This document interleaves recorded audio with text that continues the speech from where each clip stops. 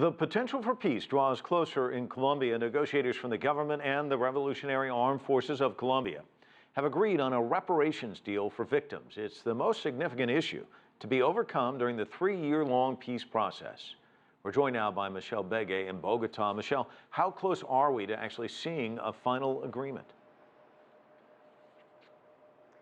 We are very close, Mike. It seems this is the final deal right before going into the 5th topic of the peace negotiations. There's a 5-point agenda. The last topic is the end of the armed conflict, and that is the next topic that they're going to go into. President Juan Manuel Santos has said that there's a deadline, March 23rd, for this final negotiation to take place and a final agreement to be put out for a vote by the Colombian people.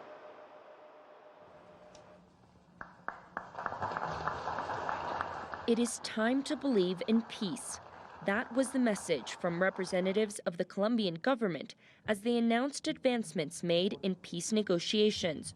On Tuesday, the Colombian government and FARC rebels signed an agreement on reparation for victims of the armed conflict. For the first time in the world, in the midst of an ongoing conflict, a mutual agreement is reached, where we formed a tribunal based on the recognition of responsibility, the recognition of truth, and with a commitment to repair victims. The agreement gives specific details on efforts that will be made to bring about truth, the reparation of victims, and guarantees to not repeat violence. The deal also includes a system of transitional justice that will be in charge of trying crimes committed during the armed conflict. This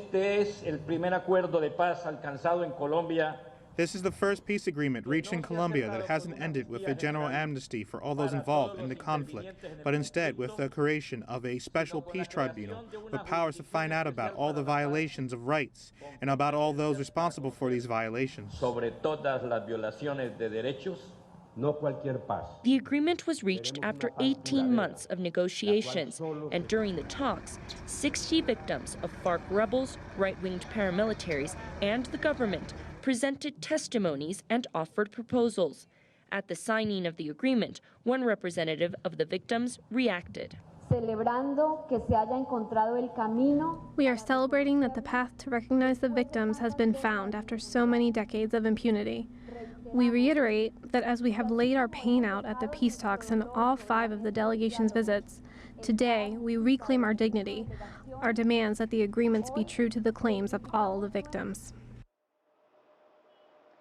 This is a huge victory for victims and other people who believe in this peace process, as it brings them that much closer to a final agreement.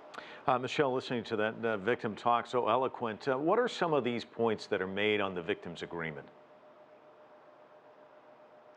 Well, this agreement took 18 months to get to. It was one of the trickiest, most difficult agreements to settle, and there were various points in this topic. Well, we're going to talk about a couple of them. One of them is victims have a right to compensation for damages caused by the armed conflict. This is reparations, a key issue.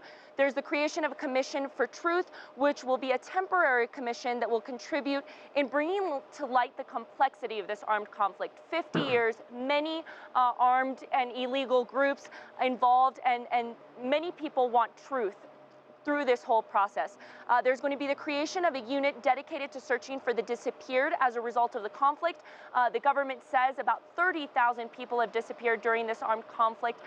Non-government agencies say there are many more, and the FARC rebels and and the government has promised to try to find these disappeared. Then there's the creation of special tribunals to try those suspected of having committed conflict-related crimes. And lastly, victims are offered protection and guarantees for their safety. This is a huge issue, as many leaders of victims' rights are constantly threatened by armed groups that are still active. Some say the FARC continues to also threaten land rights activists and such. And what this agreement basically assures is that there will be safety measures for all those fighting for victims' rights. These are just a couple of the issues in a very long document that the government has made readily available for everyone. Even President Juan Manuel Santos just spoke about an hour ago and then reiterated that the Colombian people are going to vote over this peace agreement when it's finally signed. And for that, the Colombian people need to be informed as to what were the things that were negotiated, what were the deals made in Havana, Cuba, and all those documents are going to be readily available for the Colombian people so they can make the best decision whether or not they are for or against this peace agreement. Michelle Vega getting into all the complexities surrounding this agreement. Thanks so much. Live from Bogota there.